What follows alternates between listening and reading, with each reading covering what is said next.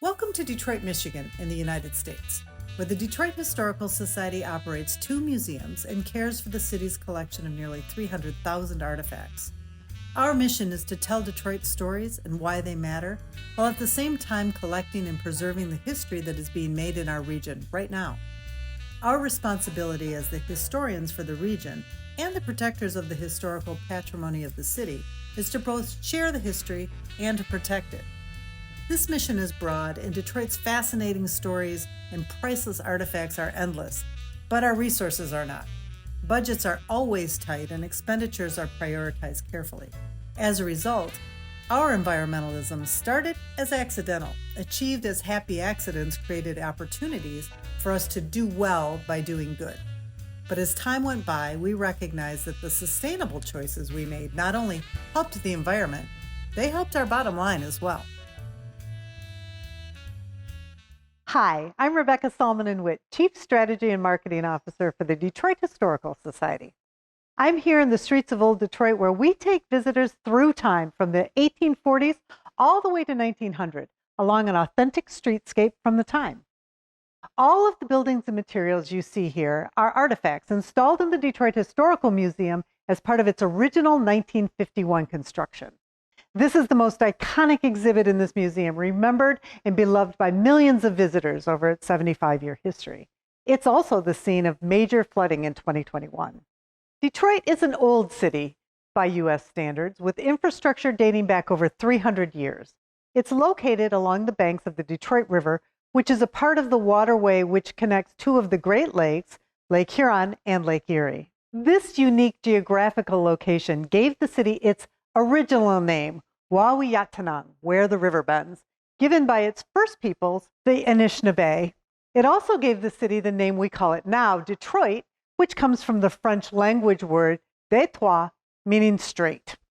It also means that there is a lot of water running underneath the city. Historical streams were forced underground when the city was built, and they don't always stay there. This was the case in 2021 when historic rains flooded the city streets and actually floated up our wooden street here in the streets of Old Detroit. After we ran around lifting artifacts off the floor and pushing water toward the drain, our exhibition staff was actually forced to deinstall a part of these streets for the first time in 70 years. We discovered underneath the wood good old Detroit dirt. And when it dried, we were able to reinstall the logs that represent the streets of the 1870s in this part of the exhibit. But health and safety regulations prevented us from using the same tar that was originally used as mortar here. We used epoxy, which is considerably shinier than tar. Happily, the new epoxy looks like water on the streets. Visitors often comment on this quote-unquote realistic detail, and it gives us the opportunity to tell this story and emphasize the need for continuing support for maintenance of this cultural treasure. This happy accident actually adds to the visitor experience in this part of the museum, and the story has served as a useful fundraising tool for us as well. I'd like to introduce my colleague here at the Detroit Historical Society, Matt Greeno, our Chief Financial Officer. Welcome to MuseumNext Green Museums Conference, Matt. Well, thank you, Rebecca. I'm so happy to join you this afternoon.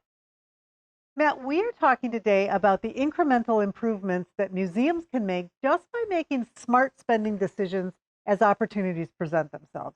You are the master of that here at the Detroit Historical Society, and I thought I'd ask you to share a few of the sustainable solutions that you've been able to implement just in the normal maintenance routine. I know that lighting was one of the first things that we did. Oh, yes, absolutely. That was really an easy decision for us. We wanted to move to LED lights. Whenever a fixture needed replacing, we just did it.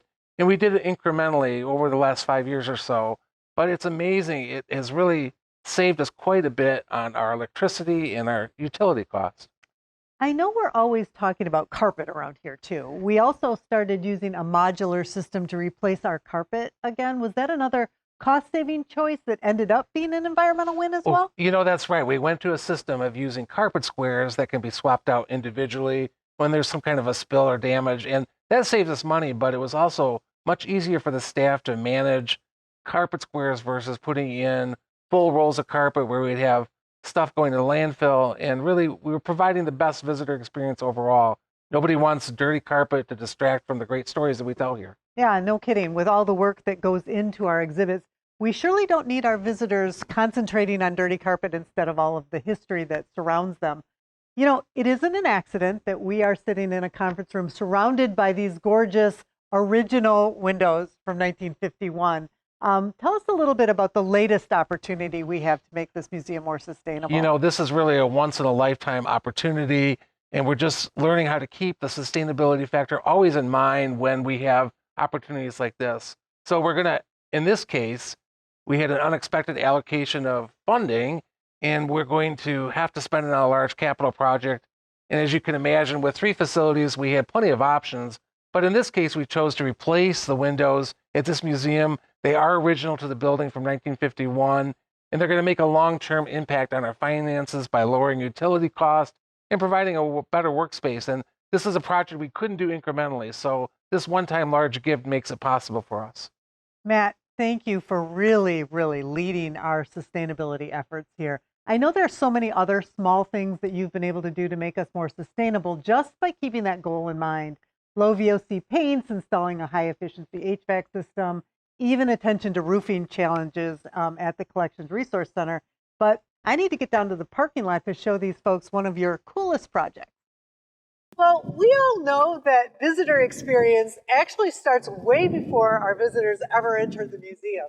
And in our case, the visitor's first experience often happens right here in our parking lot. And right here in our parking lot is another place where we found an unexpected opportunity to do something good that helped us do good things for the environment at the same time.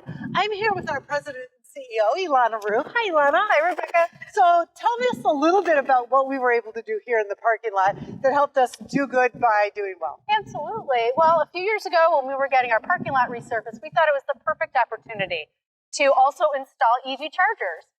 We worked with our energy company, DTE, who's also a great partner of ours, in order to bring these here. And it's ended up being a wonderful thing. Of course, myself, I have an EV, so this is super convenient for me, but it's also a wonderful thing. We were able to be early adopters here in the Cultural District and provide free charging for our visitors when they come to the museum. You know what? That is kind of a win-win. So some of our visitors get an unexpected delighter when they arrive at our parking lot. We're also able to have that opportunity to lead the cultural district, which is something we always look for. And reduce our carbon footprint.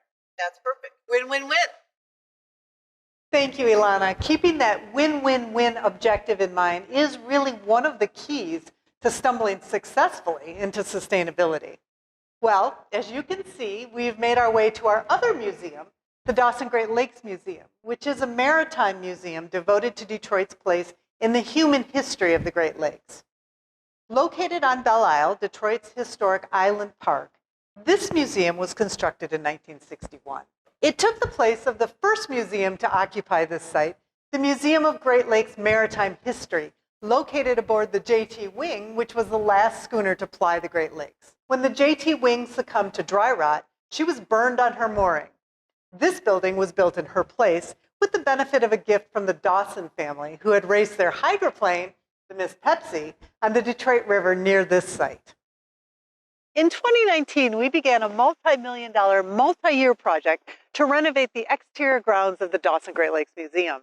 Our initial goal was simply to create additional outdoor interpretation space, the opportunity for rental income using the grounds, and a better visitor experience with improved driveways, parking, and entrance amenities. But once again, an opportunity presented itself to do something good for the environment at the same time. I'm sitting near the Cove, a natural inlet created by the flow of the river, which is quite fast here. Belle Isle was originally developed as a park in the late 1800s and early 1900s. And as development on the island and in the city continued throughout the 20th century, the river ecosystem became quite impaired. And this area, the shoreline, was seriously eroded.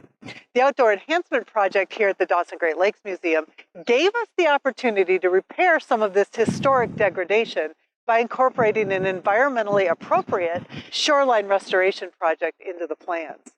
The idea was embraced immediately by our partners at the City of Detroit and the State of Michigan, both of whom were required to approve the project before we could begin. But Climate change intervened before the project was even complete. Historic high water levels in 2019 and 2020 required re-engineering of the site to ensure that the whole installation didn't end up underwater. Sometimes doing good requires a lot of perseverance in order to also do well. In the end, although incorporating shoreline stabilization did add time and expense to the project, it also attracted additional funding and allowed for both enhanced access to the river and expanded storytelling on the site. The shoreline restoration project that we just saw at the Cove attracted new opportunities for the Detroit Historical Society to partner with environmental and sustainability organizations already working on Belle Isle. A River's Rejuvenation, the Fish Story of Detroit, is a collaborative traveling exhibition that we created with several partners, including the National Oceanographic and Atmospheric Administration. It tells the story of decades of successful work to rebuild the Detroit River ecosystem, including the fish habitat and Great Lakes sturgeon spawning ground that our cove is a part of. By embracing the opportunity to integrate the restoration of the shoreline into our project, the Detroit Historical Society was able to attract new funding, broaden the perspective of our museum, and attract both new partners and a new audience. In fact, attendance at this museum has doubled since the outdoor enhancement project was completed. Our youngest visitors, coming by school bus throughout the year and with their families all summer long, have really benefited the most from this new exhibit. Our museum educators were able to create a new curriculum based on the exhibit that has expanded our program options for school tours and summer camp at the Dossin Great Lakes Museum. Just one more way that we have done well by doing good. Now, finally, here we are at the largest, most valuable collection of artifacts stored in a wood-framed World War II era building on the shores of a major river in North America. This is the Collections Resource Center, where the Detroit Historical Society stores the 300,000 artifacts that it collects, preserves, and maintains for the city of Detroit and its residents. We describe this facility as the largest, most valuable collection of artifacts stored in a wood-framed World War II era building on the shores of a major river in North America as a slightly cheeky way to underscore the precarious position of this irreplaceable collection of truly wonderful artifacts.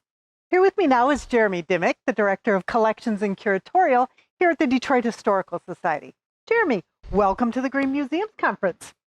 We are talking about the Detroit Historical Society's commitment to making the institution more sustainable by making incremental improvements that help our bottom line while also helping the environment. Your offices are here in the Collections Resource Center. Could you tell us a little bit about the site itself? Well, sure, and hello, everyone. The Collections Resource Center is part of historic Fort Wayne, which was the third military fort to be built in Detroit.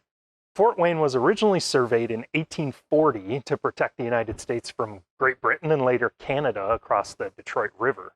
Treaties ensured a lasting peace with our neighbors across the water, and the fort never saw battle, although it was used as a primary induction center for Michigan troops entering battle in every U.S. conflict from the Civil War through Vietnam.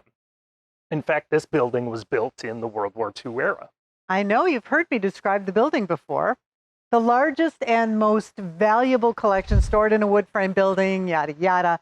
It's certainly a different kind of privilege to work inside a historic fort like this, but when it comes to caring for an invaluable collection, which is your job here after all, what kind of pressure do the environmental challenges that come with climate change present? I mean, I'm talking about the huge swings in temperatures and humidity, the potential for the river to flood, even the violent storms that cause us to lose power out here pretty often. Well, you're right. It's both an honor and a challenge to care for a large collection out here. We're only a few miles from the city center, but the fort really hasn't been on anybody's priority list in a long time. So as climate change has affected weather patterns, it's become more of a challenge to protect the collection. A couple of years ago, we were losing power every couple weeks because of intense storms. And when that happens, we of course lose the ability to regulate the temperature and humidity inside the building. Obviously something that's critically important when you're talking about artifacts that might be hundreds of years old or extremely delicate. And of course, the proximity to the river has always been a worry too. It just seems like we're a little too close to the water for comfort. It's so true. The river is literally a stone's throw from our back door. That worry and the challenges that we've had protecting the collection with everything that climate change has thrown at us in the past couple of years really helped us secure funding to contract for a study of this facility that would give us the data we need to plan for a sustainable future for the collection. What did we learn? Well, honestly, they just recommended that we move the whole collection to a new location. But there were a few more welcome surprises, too. First, it turns out that those engineers in 1840 really knew what they were doing when they chose this site for the fort. There really isn't any danger of flooding here, which is, of course, a huge relief. The reasons they recommended a move are more related to the fact that this is a wood-framed historic building, and the changes that would be required to turn it into appropriate storage are just not financially feasible. Yeah. Other factors were the questionable reliability of the electrical service and our long-term space needs. I know it was a big disappointment to hear that the most practical course of action is to find a new home for the collection, but more data is always a good thing. And now that we've got more data than we ever have, what's next for the Detroit Historical Society's collection, Jeremy? Yeah, so the whole study has really been a blessing. Not only do we have a lot more data than we've ever had before, but we're also able to prioritize some critical short-term projects like shoring up the electrical service while we work with our partners at the City of Detroit to determine a more long-term solution. The study's also been a big motivator for the Detroit Historical Society Board of Trustees. Seeing data on our current state along with some more concrete recommendations created a real excitement around what we might do next. Many thanks to Jeremy, Matt, and Ilana, and all of my colleagues at the Detroit Historical Society who are working all of the time to make the kind of smart decisions in a resource-constrained environment that help our organization do well by doing good for the environment. We have made progress by making small, incremental changes inside of our museums, like gradually switching to LED lighting and installing carpet squares, in choosing more environmentally friendly options for large investments like new windows and heating and air conditioning units, and by adding sustainable components to planned projects like the Shoreline Stabilization Project at the Dossin Great Lakes Museum. We haven't shied away from gathering data to help us make the most sustainable choices possible, and we share our success stories broadly, which has helped us raise funds and find new partners for our work. Together, these choices have taken the Detroit Historical Society from stumbling to striding into sustainability. Thank you for letting us share our story at the Green Museums Conference.